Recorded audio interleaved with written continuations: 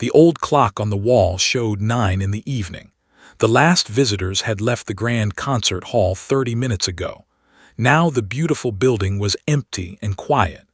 The only sound was the soft movement of a mop on the marble floor. Pushed her cleaning cart slowly down the long hallway. She was 58 years old, and her body was tired after another long day of work. Her gray hair was tied back in a simple bun, and she wore a plain blue uniform that made her almost invisible to everyone who passed by. She had worked at the concert hall for 12 years now. 12 years of cleaning floors, washing windows, and dusting furniture. 12 years of watching famous musicians walk past her without even looking at her face. To the staff and the performers, she was nobody special. She was just the cleaning lady. Stopped her cart near the main stage doors. She looked through the small glass window and saw the beautiful concert hall inside. The ceiling was painted with angels and clouds. The walls were covered in red velvet curtains. And there, in the center of the stage, sat the most beautiful thing had ever seen. The grand piano. It was worth more money than would earn in 50 lifetimes. The black wood shined under the stage lights. The white and black keys looked perfect, like they were waiting for someone to touch them. Felt her heart ache. It was the same feeling she got every single night when she looked at that piano. It was a feeling of love and sadness mixed together. A feeling of something lost that could never be found again. She pushed open the doors and walked into the empty concert hall. Her footsteps echoed in the huge room. She pulled her cart behind her and started to clean between the rows of red seats. There were thousands of seats in this hall, and each one had to be checked for trash and wiped down. As she worked, remembered a time when she was the one sitting at a piano like that. She remembered the feeling of the cool keys under her fingertips. She remembered the way the music used to flow out of her like water from a river. She remembered the applause, the flowers, the bright lights. But that was a long time ago. That was a different life. That was a different. Now she was just a cleaning lady. Now her hands held mops and rags instead of playing beautiful music. Now nobody knew her name or her story, and maybe that was for the best. Finished cleaning the seats and moved toward the stage. She climbed the small stairs on the side and stepped onto the wooden floor. The stage was huge. When she stood in the center, she felt very small. She looked out at the empty seats. Tomorrow night, those seats would be filled with rich people in expensive clothes. They would come to watch a famous pianist named Victor Crane. He was one of the most celebrated musicians in the world. His face was on magazine covers. His concerts sold out in minutes. Everyone said he was a genius. Had never met him. She had only seen his picture on the posters around the building. He had cold eyes and a sharp face. He looked like a man who knew he was important and wanted everyone else to know it too. She turned away from the seats and looked at the piano. It sat there like a sleeping giant, waiting to be woken up. Walked toward it slowly, like she was approaching a wild animal. She stopped right next to it. Her hand reached out and her fingers touched the smooth black wood. It felt cool and perfect. She closed her eyes and let the memories wash over her. She was 7 years old, sitting at her grandmother's old piano in a tiny apartment in Russia. Her grandmother was teaching her the first notes of a simple song. She was 12 years old, performing at her first real concert. Her mother was crying in the front row because she was so proud. She was 19 years old, standing on a stage in Moscow, holding a golden trophy. She had just won the biggest piano competition in the world. Everyone was calling her a star. Everyone said she would be famous forever.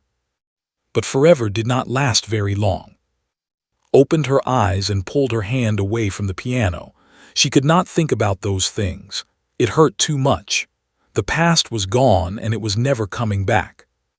She took a deep breath and picked up her cleaning cloth. She started to dust the piano carefully. She knew every inch of this instrument. She had cleaned it hundreds of times. She knew which keys were slightly yellow with age. She knew where the small scratch was on the side. She knew everything about this piano except how it sounded when she played it. Because she never played it. She never let herself. Playing would mean remembering, and remembering would mean crying. So she just cleaned it and looked at it and loved it from far away. The door at the back of the hall suddenly opened, jumped in surprise. She was not supposed to be on the stage. The cleaners were supposed to stay away from the expensive equipment. But it was only her, a young man named Danny. He was carrying a large box of supplies. "Hey," he called out, "you almost done? I need to lock up soon." "Yes, yes," said quickly, "I am almost finished." Danny nodded and disappeared through another door. Let out a breath she did not know she was holding. She needed to be more careful. She could not lose this job. It was all she had. She finished dusting the piano and stepped back to look at it one more time. The lights made it glow like something magical. Wondered what it would feel like to sit on that bench again. She wondered what it would feel like to play in front of a crowd again. But those were foolish thoughts. She was too old now. Her time had passed. She was nobody, and nobody cared about a cleaning lady who used to play piano 30 years ago. Picked up her cloth and walked off the stage. She pushed her cart toward the back doors. Tomorrow she would come back and do the same thing again. She would clean the same floors, dust the same piano, and watch the same famous people walk past her without seeing her. That was her life now, and she had accepted it, or at least she told herself she had. But deep inside her heart, in a place she tried to keep locked away, there was still a tiny flame burning. It was the flame of her old dream, the dream of playing piano, the dream of being somebody. And sometimes, late at night when she was all alone, that flame would flicker just a little brighter. It would whisper to her that maybe, just maybe, her story was not over yet. Walked out of the concert hall and closed the door behind her. The hallway was dark now. The building was quiet. She did not know that tomorrow night would change everything. She did not know that a single moment would turn her whole world upside down. She did not know that the piano she had just cleaned would soon make her famous all over again. All she knew was that she was tired, her back hurt, and she needed to go home and rest. So she pushed her cart to the storage room, put away her supplies, and said good night to Danny. Then she walked out into the cold night air and started the long walk home. The city was busy around her, but she felt invisible, just like always, just like every night for the past 12 years. But tomorrow would be different. Tomorrow, the whole world would finally see her. Tomorrow, everyone would know the name of the cleaning lady who could play piano like an angel. Did not know any of this as she walked home that night. She just knew she was tired, and she just wanted to sleep. And so she walked, alone and invisible, through the streets of the city. One more night of being nobody. One more night before everything changed forever. The next evening came faster than expected. She arrived at the concert hall at her usual time, 5 o'clock in the afternoon. The big show was scheduled for 8 o'clock, so she had 3 hours to finish her work before the guests arrived. The building was already buzzing with activity. Workers were carrying flowers onto the stage. Sound engineers were testing the microphones. Everyone was rushing around like busy ants preparing for something important. And it was important. Tonight was the night that Victor Crane would perform. He was one of the most famous pianists in the entire world. Tickets for his concert had sold out in just 6 minutes. People had paid hundreds of dollars just to sit in the back rows. Pushed her cart through the busy hallways trying to stay out of everyone's way. She kept her head down and did her work quietly. Nobody talked to her. Nobody even looked at her. That was normal. That was how it always was. She cleaned the bathrooms first. Then she mopped the entrance lobby. Then she dusted the fancy decorations in the VIP area. The work was hard and boring, but did not mind. She had done it for 12 years. Her body moved automatically while her mind wandered somewhere far away. Around 6:30, made her way to the main concert hall. She needed to do a final check of the stage before the show. She was supposed to make sure there was no dust on the piano and no trash on the floor. She pushed through the big doors and walked into the hall. The lights were bright now, much brighter than last night.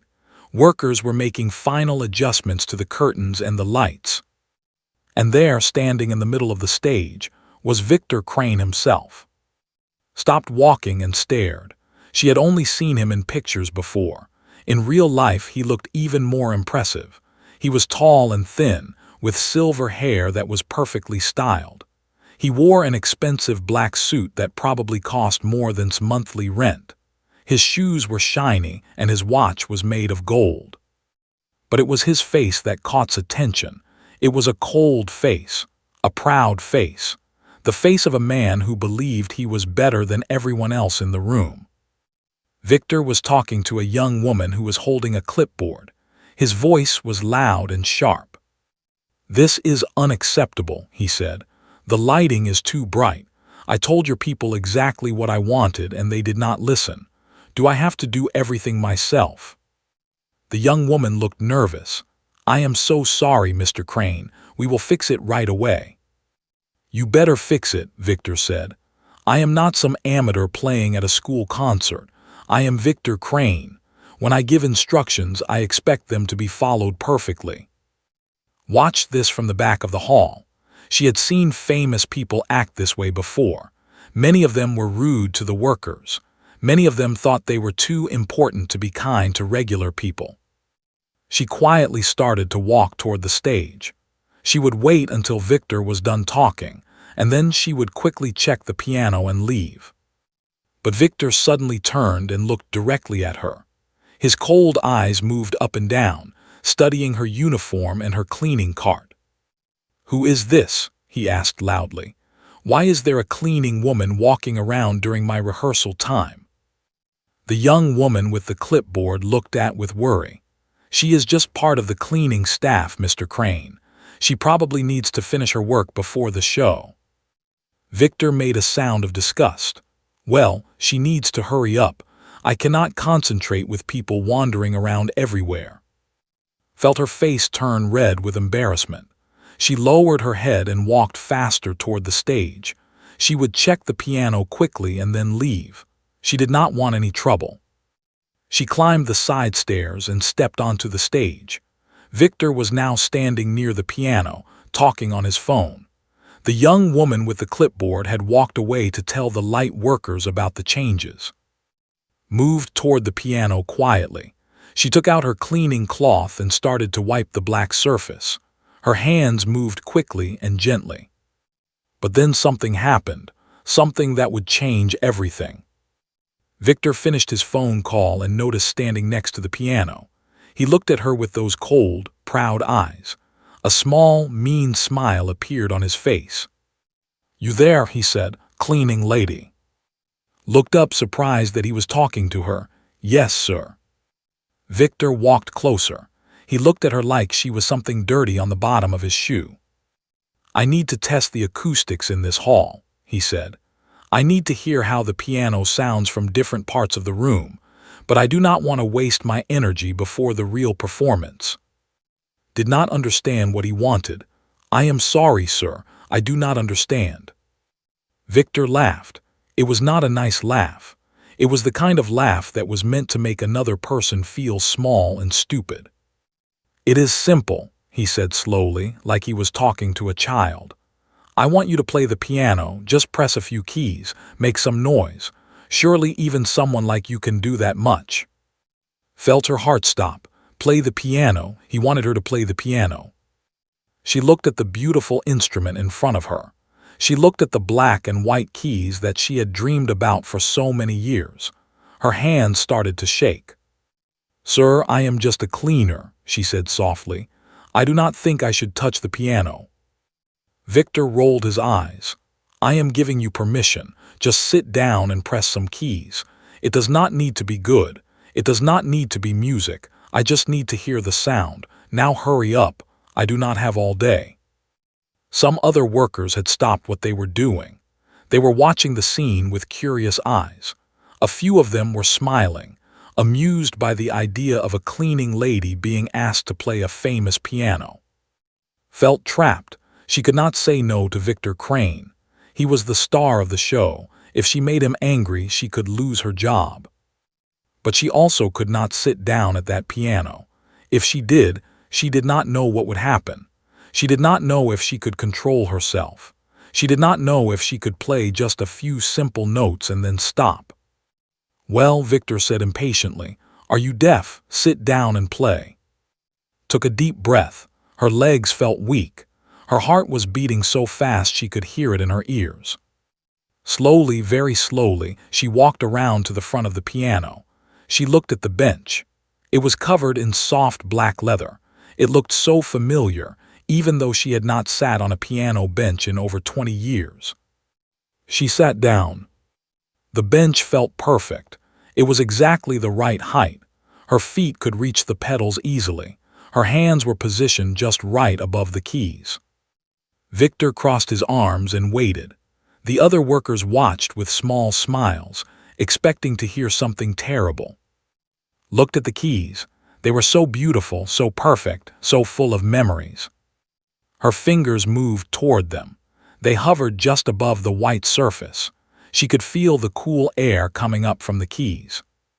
She thought about her grandmother who had taught her to play. She thought about her mother who had cried with happiness at her first concert. She thought about the golden trophy she had won when she was just 19 years old. She thought about all the years of silence, all the years of not playing, all the years of hiding her gift from the world. And then she thought about Victor Crane, standing there with his cold eyes and his mean smile, expecting her to make a fool of herself. Something changed inside at that moment. Something woke up, something that had been sleeping for a very, very long time. She took one more breath, she closed her eyes, and then she pressed the first key. The note filled the concert hall like a bird taking flight. It was soft and gentle, but somehow it reached every corner of the room. Victor nodded, looking bored. "Fine, fine, keep going." Pressed another key, and then something happened that nobody expected. Her fingers started to move faster, much faster. They started to dance across the keys like they had a mind of their own. The soft, simple notes became something else, something powerful, something beautiful, something that made everyone in the room stop breathing. The cleaning lady was not playing a simple tune. The cleaning lady was playing. And she was playing it perfectly. The music exploded from the piano like a river breaking through a dam. Fingers flew across the keys with a speed and grace that seemed impossible. Her whole body moved with the music. Her shoulders swayed. Her head tilted. Her eyes stayed closed as the notes poured out of her like they had been waiting inside her for decades. Because they had been waiting. For 30 years the music had been trapped inside's heart. For 30 years she had kept it locked away, afraid to let it out. But now the lock was broken. Now the music was free. And it was the most beautiful thing anyone in that concert hall had ever heard. Victor Crane stood frozen in the middle of the stage. His mouth was hanging open. His arms had dropped to his sides. The cold, proud look on his face was completely gone. Instead, there was something else. Something that looked like shock. Something that looked like fear. The young woman with the clipboard had stopped walking. She stood near the edge of the stage, her eyes wide, her clipboard forgotten in her hands. The light workers up in the ceiling had stopped adjusting the lights. They leaned over the railing and stared down at the stage, unable to believe what they were seeing. The security guard at the back door had stepped inside the hall. He stood there like a statue, his mouth open, his eyes fixed on the small woman at the piano. Everyone in the concert hall had stopped moving. Everyone had stopped breathing. Everyone was watching play. And just kept playing. She was playing Piano Concerto No. 2. It was one of the hardest pieces of piano music ever written. Professional pianists practiced it for years before they could play it properly. Some of the best musicians in the world struggled with its difficult passages and complex rhythms. But played it like it was easy. Her fingers moved so fast they were almost a blur. Her hands jumped from one end of the keyboard to the other without any hesitation. She hit every note perfectly. She did not make a single mistake. The music filled the concert hall. It bounced off the walls and the ceiling. It wrapped around everyone in the room like a warm blanket. It was powerful and emotional and incredibly beautiful. His face was wet with tears. They rolled down her cheeks and fell onto her blue cleaning uniform. But she did not stop playing. She could not stop playing. The music had taken control of her body, and she was just along for the ride. She remembered everything now. She remembered sitting at her grandmother's old piano when she was just a little girl. She remembered the hours and hours of practice. She remembered the competitions she had won. She remembered the standing ovations and the flowers thrown onto the stage.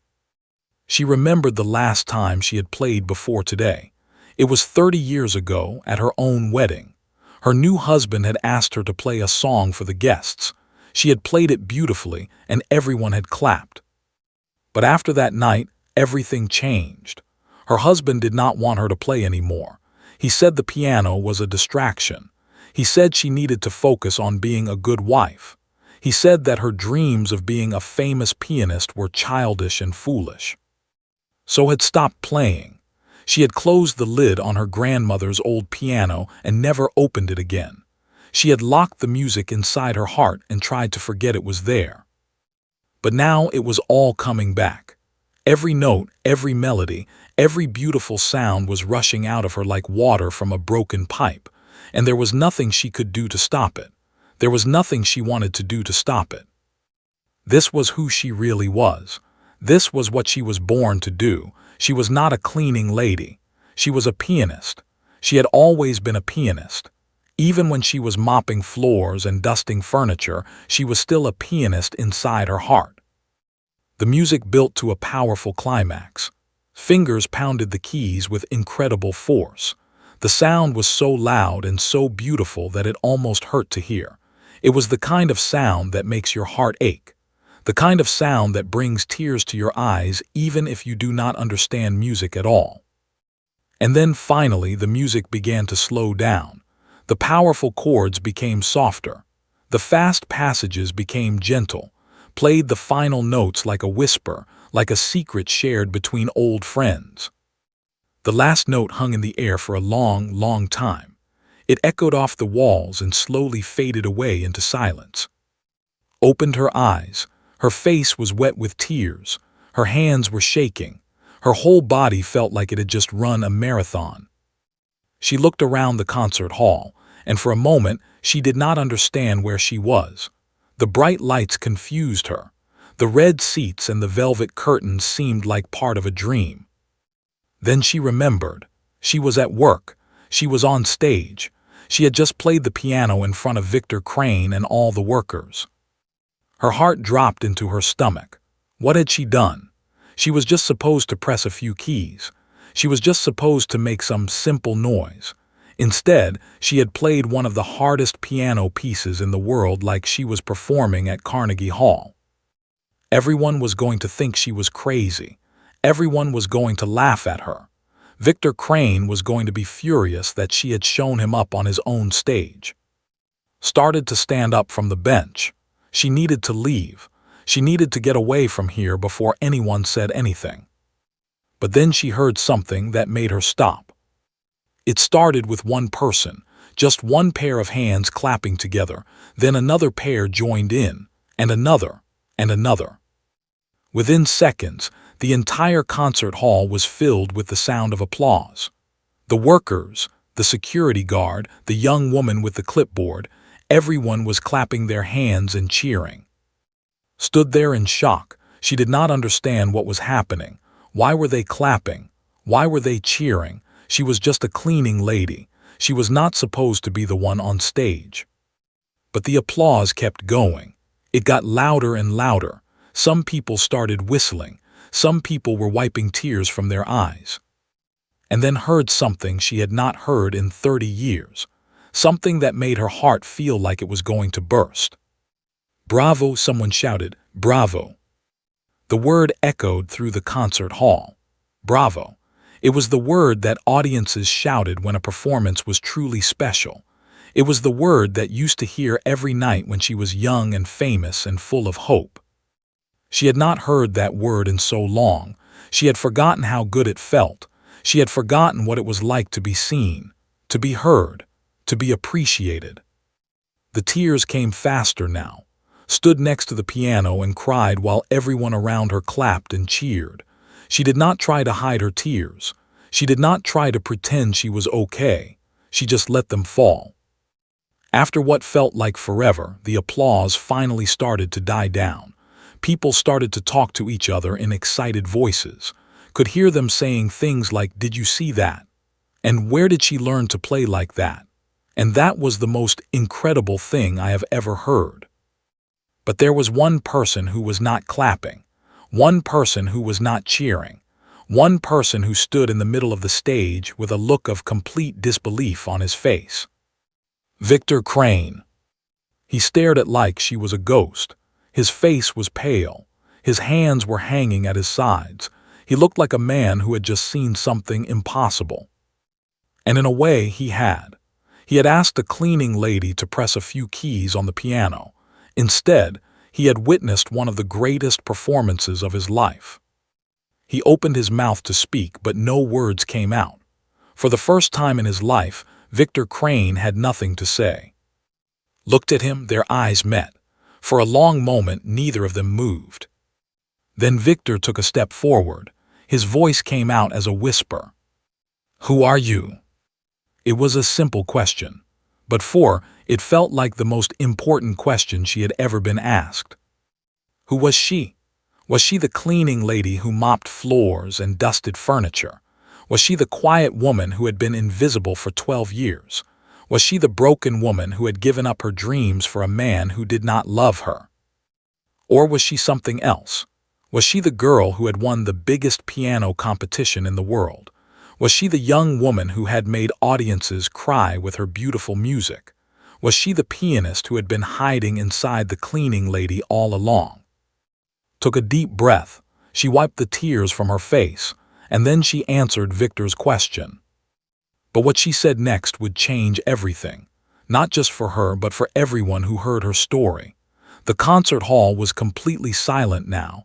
The applause had stopped. The cheering had faded. Everyone was waiting to hear what would say. Even the air seemed to hold its breath. Stood next to the grand piano, her hands still trembling from the performance. She looked at Victor Crane, then at all the workers who were staring at her with wide eyes. She felt like she was standing naked in front of a crowd. All her secrets were about to come out. She opened her mouth to speak, but her voice caught in her throat. She had kept her story hidden for so many years. She had never told anyone at the concert hall about her past. She had never told anyone about who she used to be. It was easier to be invisible. It was safer to be forgotten. But now she could not hide anymore. The music had exposed her. The piano had revealed the truth that she had been running from for 3 decades. "My name is," she said softly. Her voice echoed in the quiet hall. Victor frowned. The name sounded familiar to him, but he could not remember why. Continued. 30 years ago, I was a pianist, a real pianist. I performed in concert halls like this one all over the world. I played for kings and queens and presidents. I was invited to the best music festivals. I was interviewed on television. People said I was one of the greatest young pianists of my generation. The workers looked at each other in confusion. This could not be true. How could a cleaning lady have been a famous pianist? But was not finished. When I was 19 years old, I won the international competition in Moscow. It is one of the most important piano competitions in the world. I was the youngest person to ever win it. Victor's face went white.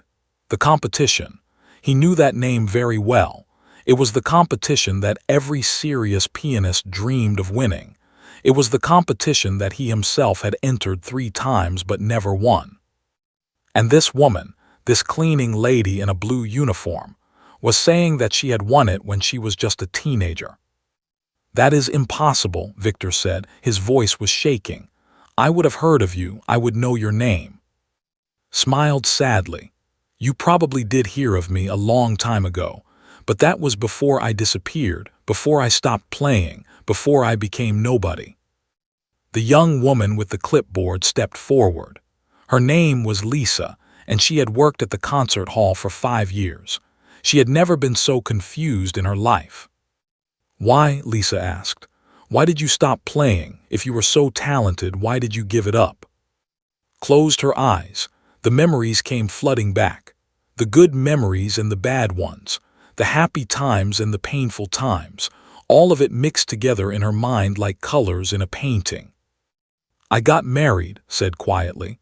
"I was 24 years old and I fell in love with a man named Peter. He was handsome and charming. He said all the right things. He made me feel special. So when he asked me to marry him, I said yes." She paused and took a deep breath. This was the hardest part of the story. This was the part she had never told anyone. "At first, things were good. Peter came to my concerts. He clapped the loudest. He told everyone that his wife was a famous pianist. I thought I had found my happily ever after." Opened her eyes and looked at the piano. She ran her fingers gently over the black wood. But then things changed. Peter started to get jealous. He did not like how people looked at me when I performed. He did not like how I traveled to different cities for my concerts. He did not like how the music took me away from him. The workers listened in silence. Some of them had tears in their eyes. They could feel the pain in his voice. One day, Peter told me I had to choose. Him or the piano, our marriage or my career. He said I could not have both. He said a wife was supposed to stay home and take care of her husband, not run around the world playing music. Lisa shook her head. "That is terrible. What did you do?" Laughed, but it was not a happy laugh. It was a laugh full of sadness and regret. "I chose him," she said. "I was young and foolish. I thought love was more important than anything else. I thought I could be happy without music. So I closed my piano and never played again."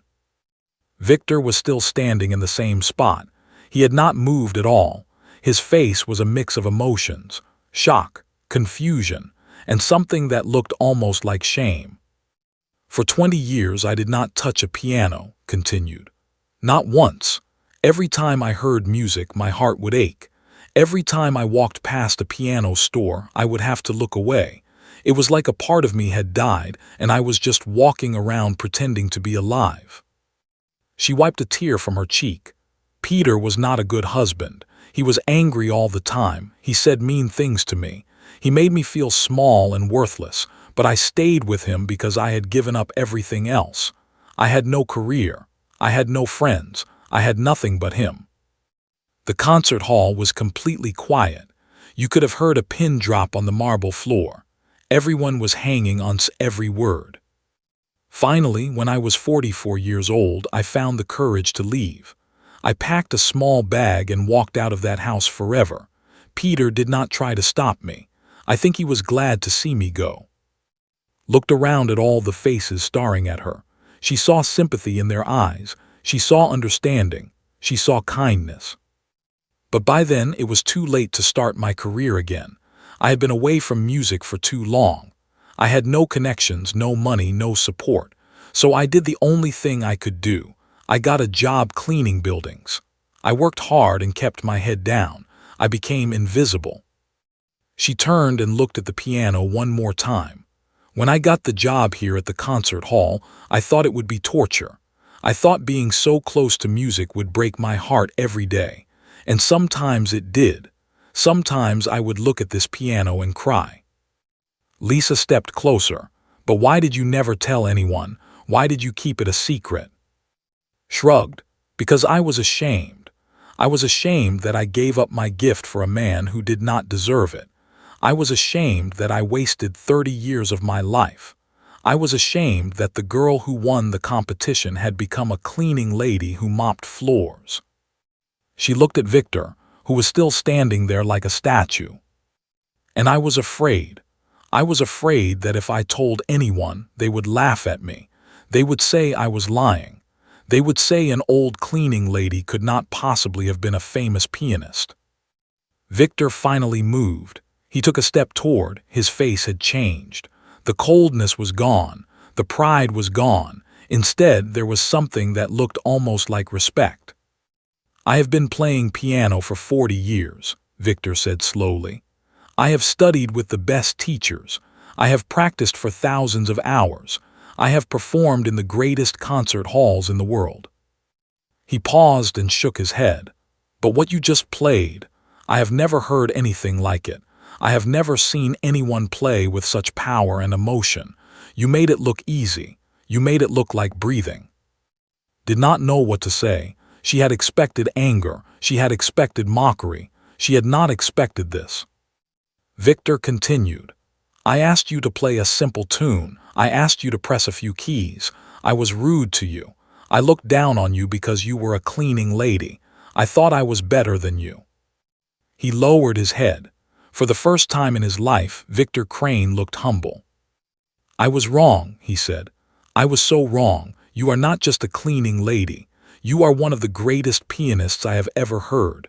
And I am sorry. I am sorry for how I treated you. Stared at him in surprise. An apology from Victor Crane. She had never expected that. Nobody had ever expected that.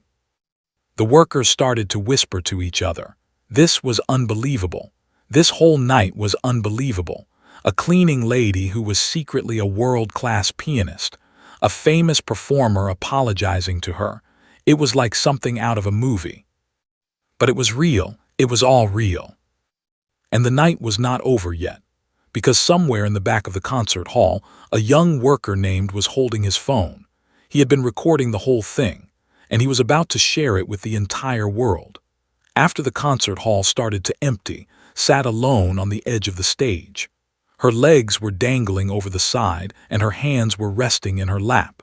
She felt completely drained, like someone had taken all the energy out of her body.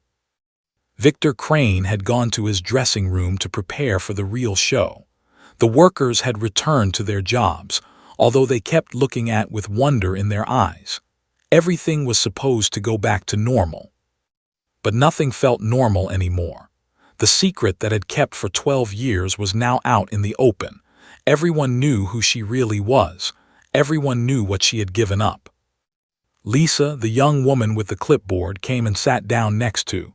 She was quiet for a moment, just sitting there in comfortable silence. Then she spoke. "Can I ask you something?" Lisa said softly. Nodded, "Of course." "What was it like? Being famous, I mean. Having everyone know your name and cheer for you." Thought about the question. It had been so long since she had let herself remember those days. For years, she had pushed those memories away because they hurt too much. But now she let them come back. "It was wonderful," said, "and it was terrible both at the same time." Lisa looked confused. "What do you mean?" Smiled sadly. "When you are young and talented, everyone wants a piece of you. The managers want you to sign contracts. The newspapers want you to do interviews. The concert halls want you to perform every night. Everyone tells you that you are special. Everyone tells you that you are a star." She paused and looked up at the high ceiling of the concert hall. The painted angels seemed to be looking down at her. "But they do not see you as a person," continued. "They see you as a product, something to be bought and sold, something to make money from. If you play well, they love you. If you play badly, they forget you. It is not real love. It is not real friendship. It is just business." Lisa nodded slowly. She had never thought about fame that way before. "My grandmother was the one who taught me to play," said. "Her name was. She lived in a tiny apartment in Moscow with a piano that was older than she was. The keys were yellow and some of them stuck. But to me, that piano was the most beautiful thing in the world." His eyes got a faraway look, like she was seeing into the past. "Every day after school, I would go to my grandmother's apartment. She would make me tea and give me cookies. Then we would sit at the piano together and she would teach me. She never rushed me. She never yelled at me when I made mistakes. She just smiled and said, "Again, little bird, try again." Lisa could hear the love in his voice. It was clear that her grandmother had been very special to her. By the time I was 10, I was better than most adults. My grandmother told my parents that I had a gift. She said I needed proper training. So my parents worked extra jobs to pay for my lessons. My father drove a taxi at night. My mother cleaned houses during the day. They sacrificed everything so I could learn music. His voice started to shake. I used to feel so guilty about that. My parents were exhausted all the time. They never had money for nice things for themselves, but they never complained. They said my talent was worth it. They said I was going to make them proud. She wiped her eyes with the back of her hand. And I did make them proud. When I won the competition, my mother cried for 3 hours straight. My father told everyone he met that his daughter was the best pianist in the world. It was the happiest day of my life. Lisa put her hand on shoulder.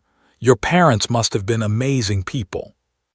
Nodded, they were, but they died just a few years after I won the competition. There was a car accident. They were driving to see me perform in Petersburg and a truck hit their car. They died instantly. Lisa gasped, "Oh no, I am so sorry." The tears were flowing freely down his face now. She did not try to stop them. After they died, I was lost. They were the only people who truly believed in me. They were the only people who loved me for who I was, not for what I could do. When they were gone, I felt so alone. She took a shaky breath. That is when I met Peter. He was kind to me when I needed kindness. He was there when I needed someone to lean on. I thought he was my salvation. I did not realize he would become my prison. Stood up and walked to the edge of the stage. She looked out at the empty seats. In a few hours, those seats would be filled with people waiting to hear Victor Crane play. They had no idea what had happened here tonight. They had no idea about the cleaning lady and her secret. The worst part, said quietly, is that I let it happen. Peter did not take the piano away from me. I gave it away. I made the choice. I looked at the life I had worked so hard to build, and I threw it all away for a man who promised to love me. She turned to look at Lisa. Do you know what I learned from all of this? Love is not supposed to make you smaller. Love is not supposed to make you give up the things that make you who you are. Real love makes you bigger. Real love helps you grow. Lisa nodded. These were wise words, and she knew she would remember them for the rest of her life.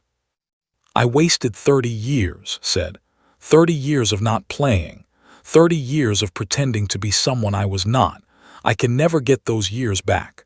No matter what happens now, those years are gone forever. She walked back to the piano and placed her hand on it gently.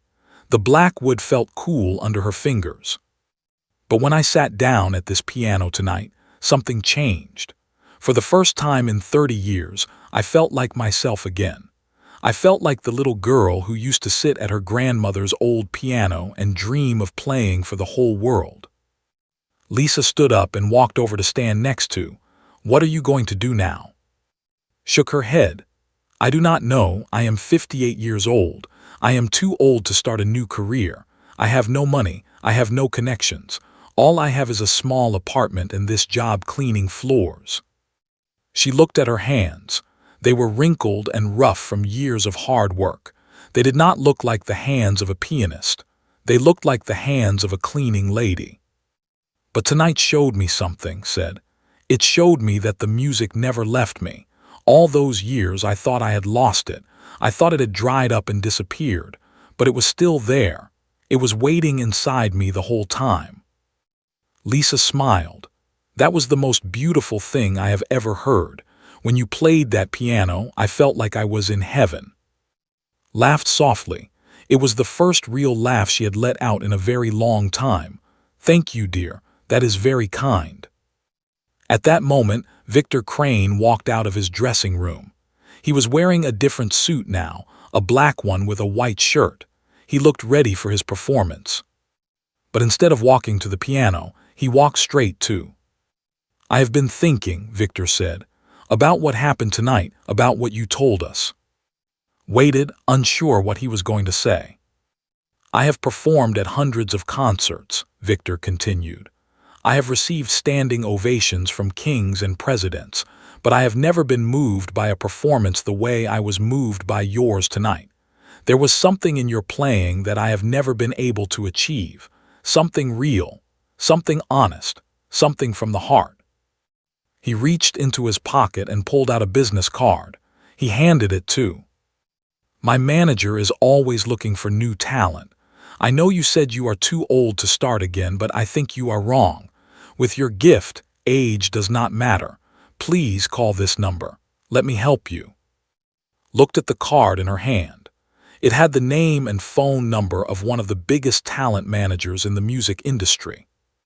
Her hands were shaking again, but this time it was not from fear, it was from hope. Something was changing. Something was happening.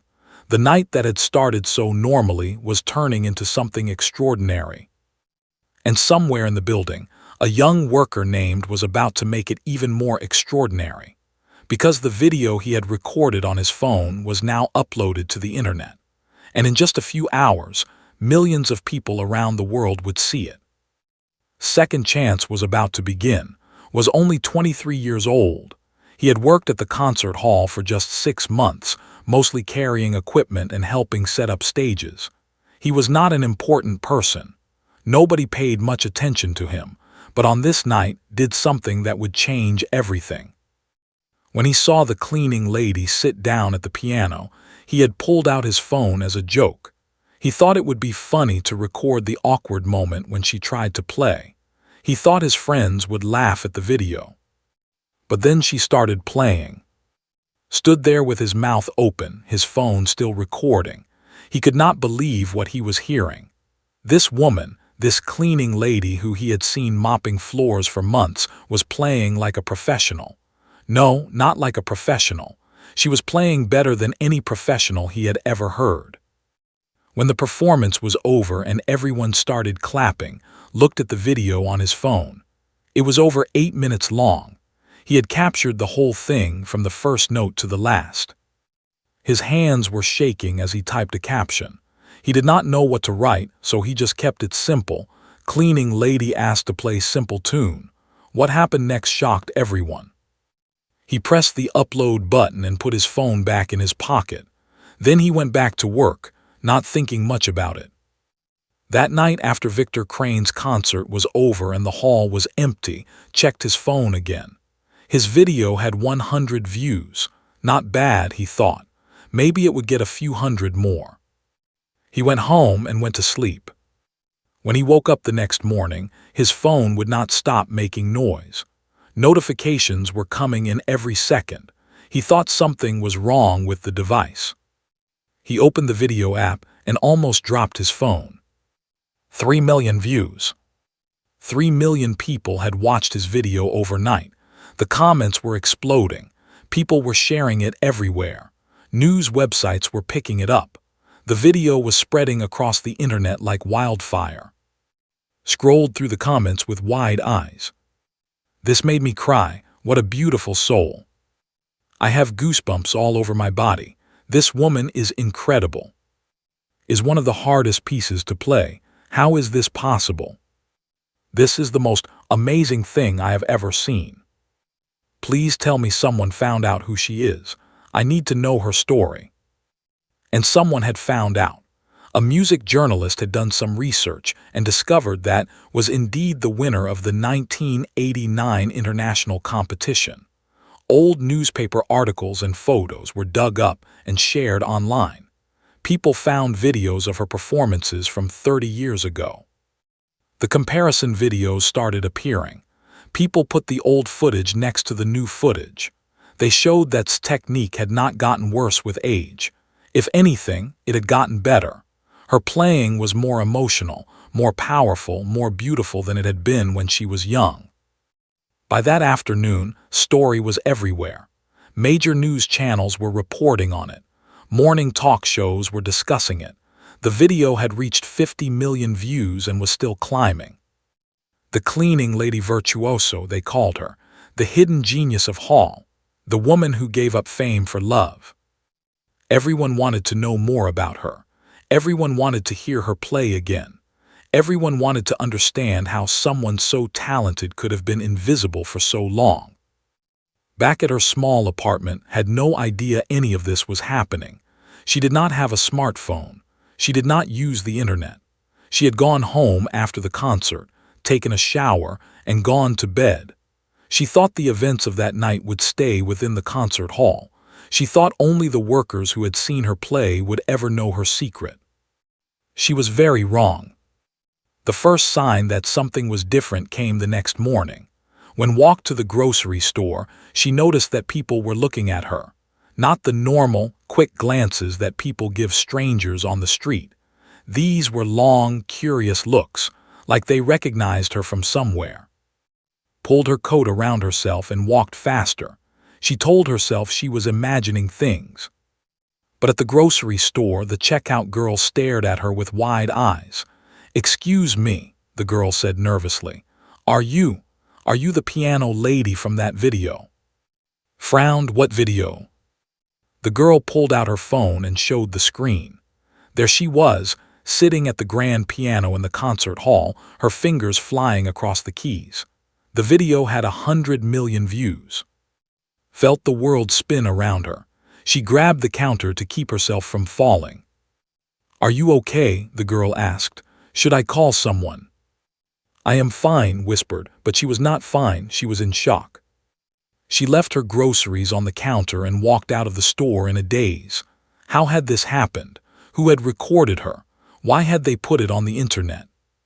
When she got back to her apartment, she found people waiting outside her building. They had cameras and microphones. They were reporters. "Mrs., can we have a word? How does it feel to be famous again? Can you tell us why you stopped playing?" Pushed through the crowd without answering. She ran up the stairs to her apartment and locked the door behind her. Her heart was pounding so hard she thought it might burst out of her chest. She sat down on her old couch and tried to understand what was happening. Her quiet, invisible life was suddenly gone. The world had found her. The world knew her secret. Over the next few days, the attention only grew bigger. Interview requests came flooding in from television shows, magazines, and newspapers. Record companies called and left messages. Concert halls sent emails offering her performances. Did not know how to deal with any of it. She had spent so many years hiding from the world.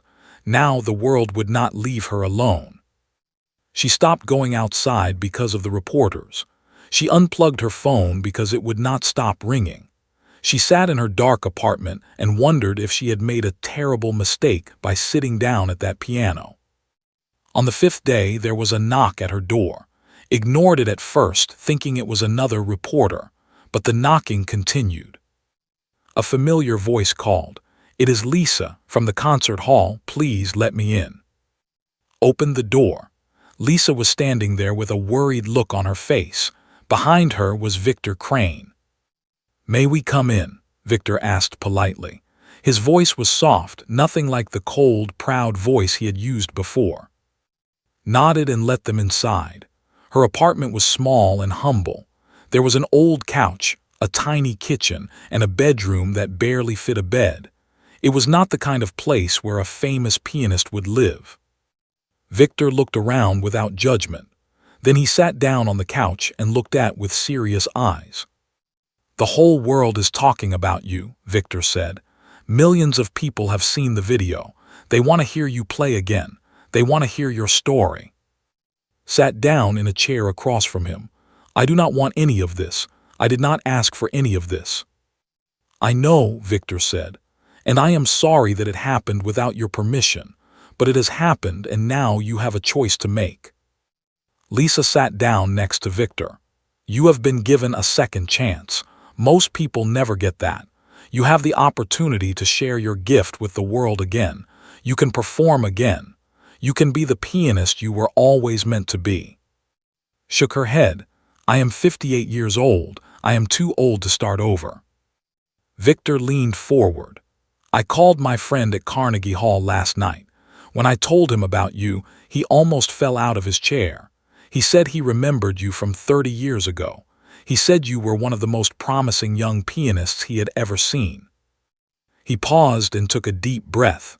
He wants you to perform there. Carnegie Hall wants you to play for them. Felt like the room was spinning. Carnegie Hall.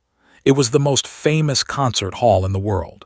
The greatest musicians in history had performed there. It was a place she had dreamed of playing when she was a young girl with big dreams. "That is impossible," she whispered. Victor smiled. "Nothing is impossible, not for someone with your talent, not for someone who can play like you did." Lisa took's hand. "Please, the world wants to hear you play. Your grandmother would want you to play. Do not let fear keep you from your dream any longer." Looked at their faces. She saw hope there. She saw belief. They truly thought she could do this. They truly thought she could step back into the spotlight after 30 years in the shadows. For a long moment, she said nothing. She just sat there, thinking about everything that had happened. Thinking about her grandmother, her parents, her wasted years, her broken dreams. And then she thought about the piano. She thought about how it had felt to play again. She thought about the music that had poured out of her like water. She looked up at Victor and Lisa. She took a deep breath. And she made a decision that would change the rest of her life. 3 months later, stood in the wings of Carnegie Hall in New York City. Her hands were cold and shaking. Her heart was beating so fast she could feel it in her throat. She was wearing a beautiful black dress that Lisa had helped her choose. Her gray hair was styled nicely, and for the first time in many years, she was wearing a little bit of makeup. She did not look like a cleaning lady anymore. She looked like a pianist. The past 3 months had been the most intense of her life. After she said yes to Victor and Lisa, everything changed very quickly. Victor's manager took over and arranged everything. Interview requests were answered. Concert dates were set. Practices were scheduled. Had worried that her fingers would not remember how to play after so long, but as soon as she sat down at the piano, it all came back. Her hands knew exactly what to do. The music flowed out of her just like it had when she was young. She practiced for hours every day. Sometimes she practiced until her fingers hurt, but she did not mind the pain. Every note she played was a gift. Every melody was a miracle. She had thought she would never play again, and now she was playing more than ever. The interviews were harder. Reporters asked her about her past, about her marriage, about all the years she had spent in silence, told them the truth. She spoke about Peter and how he had made her give up music. She spoke about the loneliness and the sadness. She spoke about cleaning floors while her heart ached for the piano. People cried when they heard her story. Her words touched something deep inside them. Many people wrote to her, saying that her story had inspired them. They said she had given them the courage to follow their own dreams. They said she had shown them that it was never too late to start again. Read every single letter. Some nights, she would sit in her apartment and cry tears of joy. After so many years of being invisible, people finally saw her. After so many years of being silent, people finally heard her. But now, standing backstage at Carnegie Hall, all those good feelings were mixed with fear. What if she made a mistake? What if she forgot the music? What if the audience was disappointed? Lisa came up behind her and put a hand on her shoulder. "How are you feeling?" Laughed nervously, terrified. Lisa smiled. "That is normal. Even the greatest performers get scared before a big show." "What if they do not like me?" whispered. "What if I let everyone down?" Lisa turned around so they were face to face. "Listen to me. Those people out there did not come to judge you. They came because your story touched their hearts. They came because your video made them cry. They came because they want to see a miracle happen right in front of their eyes." Nodded, but she still looked worried. Lisa continued. "When you walked into that concert hall 3 months ago, you were a cleaning lady that nobody noticed. Now look at you. You are about to perform at Carnegie Hall. That is the miracle. You have already done the impossible. Everything else is just extra." felt tears forming in her eyes. She hugged Lisa tightly. "Thank you," she whispered, "for everything, for believing in me." Lisa hugged her back. "Thank yourself. You are the one who sat down at that piano. You are the one who took the risk. I just watched." A voice came over the speakers. "Ladies and please welcome to the Carnegie Hall stage, the legendary pianist." Breath caught in her throat. This was it. This was the moment she had dreamed about since she was a little girl sitting at her grandmother's old piano. She walked out onto the stage. The lights were so bright she could barely see, but she could hear.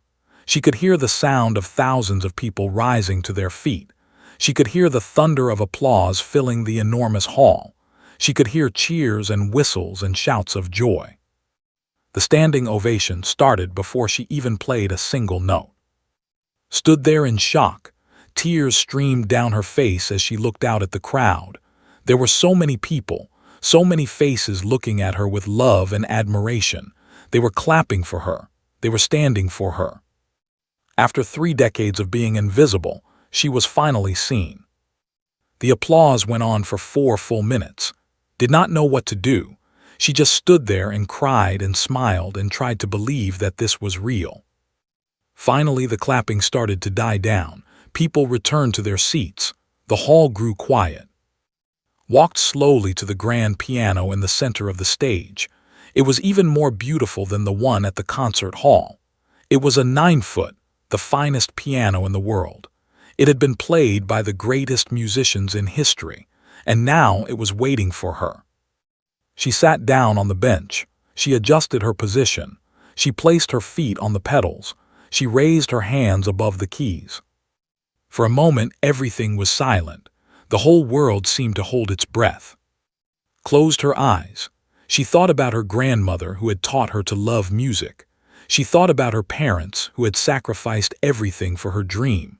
She thought about all the years of silence, all the nights of crying, all the mornings of pretending to be someone she was not. And then she let it all go. She let go of the pain. She let go of the regret. She let go of everything except the music. Her fingers pressed down on the keys. The first notes of Chopin's Ballade No. 1 filled the concert hall. It was a piece she had played 1,000 times before, but tonight it sounded different. Tonight, every note carried the weight of her whole life. Every melody told a part of her story. The audience sat in stunned silence as played. Some of them had tears running down their faces. Some of them were holding hands with the person next to them. Some of them had their eyes closed, just letting the music wash over them. Played like her life depended on it. Her fingers danced across the keys with perfect precision. Her body moved with the rhythm. Her face showed every emotion that the music contained: joy, sorrow, hope, pain, love. She was not just playing music. She was telling her story without words. She was showing everyone in that hall what it meant to lose everything and then find it again. The piece built to a powerful climax. Hands flew across the keyboard, hitting notes so fast they seemed impossible. The music swelled and crashed like waves on a beach. It filled every corner of the massive hall. And then, just as suddenly, it became soft again. The final notes were gentle and quiet, like a lullaby sung to a sleeping child. Held the last note for a long moment, letting it fade slowly into silence. When she lifted her hands from the keys, there was a moment of absolute quiet. Nobody moved, nobody breathed. Then the hall exploded. The audience jumped to their feet as one. The applause was so loud it shook the walls. People were crying openly. People were hugging each other. People were shouting bravo at the top of their lungs. Sat at the piano and let the sound wash over her. She could not stop the tears from falling. This was everything she had ever dreamed of. This was everything she had given up 30 years ago. And now, somehow, impossibly, she had it back. She stood up and bowed to the audience. They clapped even harder. Flowers were thrown onto the stage. Someone started chanting her name. The whole hall joined in. Thousands of voices saying her name. The name that had been forgotten for so long. the name that had almost disappeared forever. Looked out at the sea of faces. Somewhere in that crowd was Lisa, probably crying. Somewhere was Victor, probably smiling. Somewhere were all the people who had watched her video and believed in her story.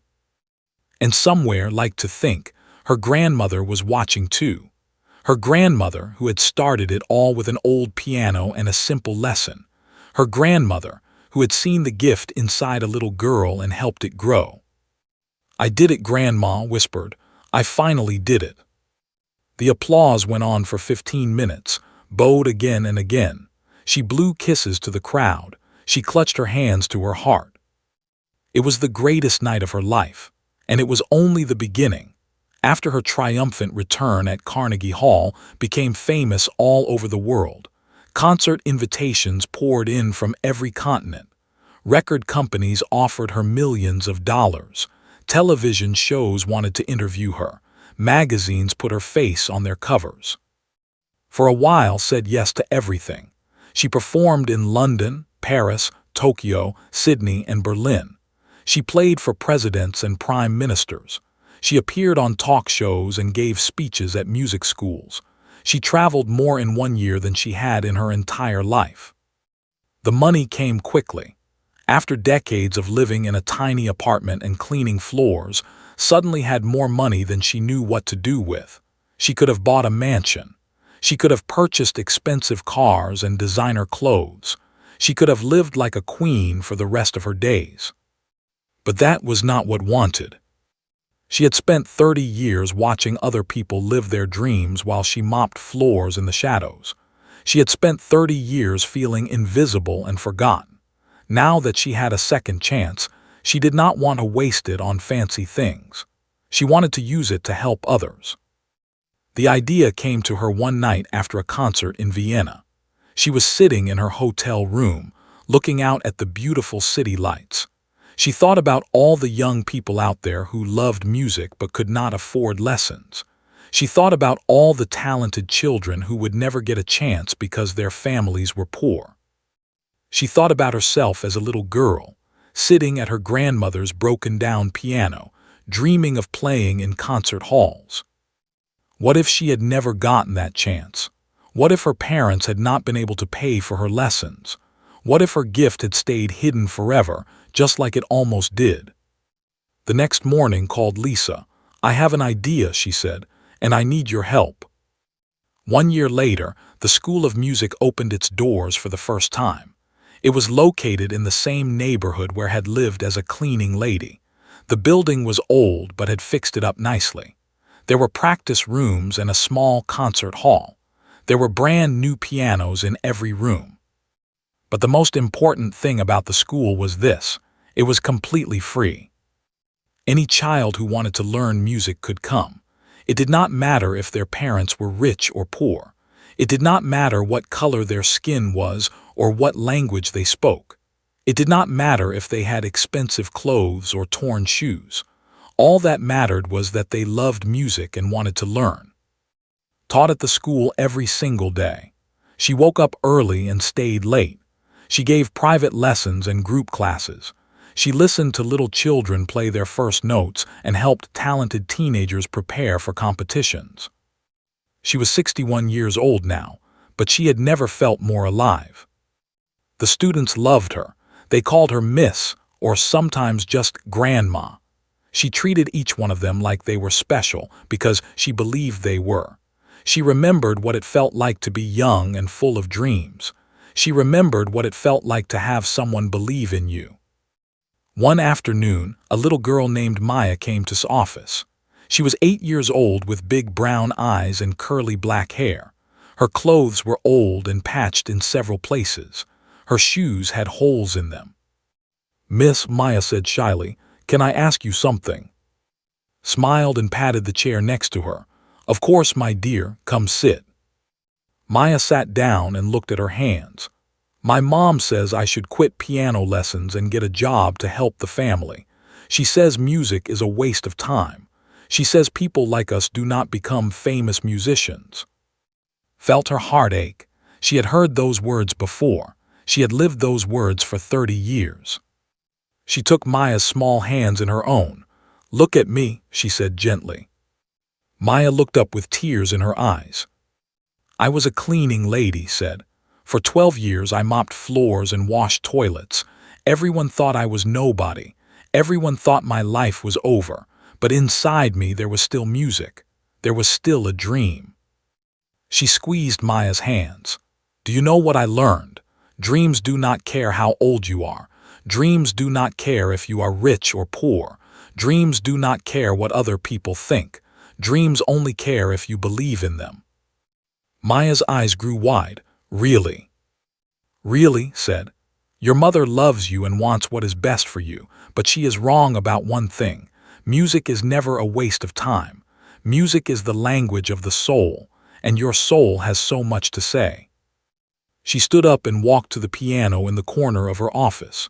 She sat down and patted the bench next to her. "Come," she said, "play something for me." Maya sat down and placed her small fingers on the keys. She took a deep breath and started to play.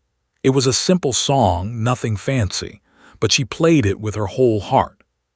When she finished, had tears in her eyes. "That was beautiful," whispered. "You have a gift, Maya, a real gift. Do not ever let anyone tell you that you cannot use it." Maya smiled, the biggest smile had ever seen. "I will not miss, I promise." That night sat alone in the empty concert hall of her school. The chairs were lined up in neat rows, waiting for the next student performance. The stage was small but clean.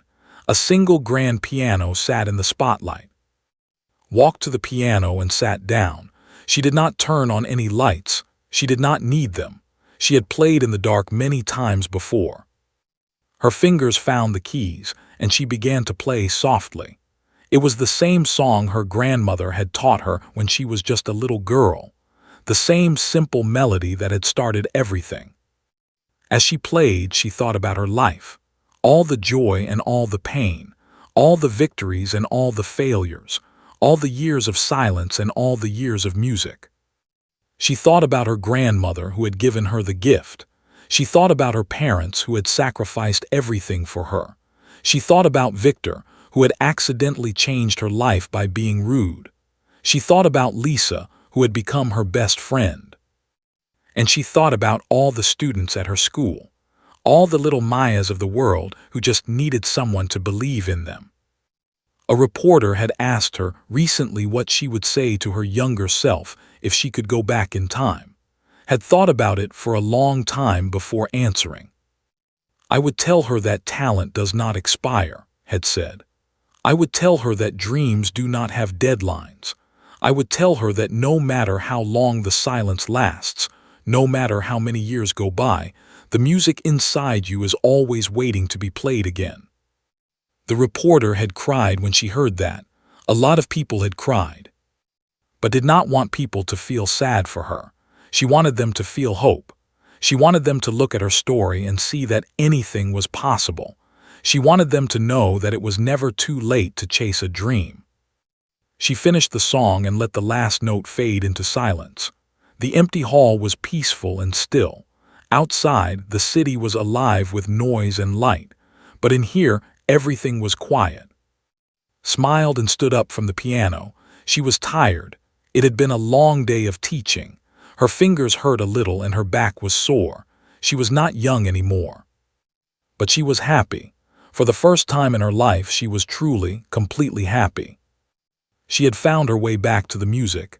She had found her purpose. She had found her home. Tomorrow, she would wake up early and come back to this school. She would teach more lessons and hear more young voices singing. She would help more children find their gifts. She would keep the music alive for another generation. And when her time finally came to leave this world, she knew that the music would continue without her. It would live on in her students and in their students after them. It would spread out into the world like ripples on a pond. That was her legacy, not the fame or the money or the standing ovations. Her legacy was every child who sat down at a piano and dared to dream. Walked out of the concert hall and turned off the lights. The room went dark, but the music never stopped. It never would. because music, like love and hope and dreams, is forever. And the cleaning lady who shocked the world with her piano power had proven that to everyone. She was nobody special. She was just a woman who never gave up on her dream. And that, in the end, made her the most special person of all.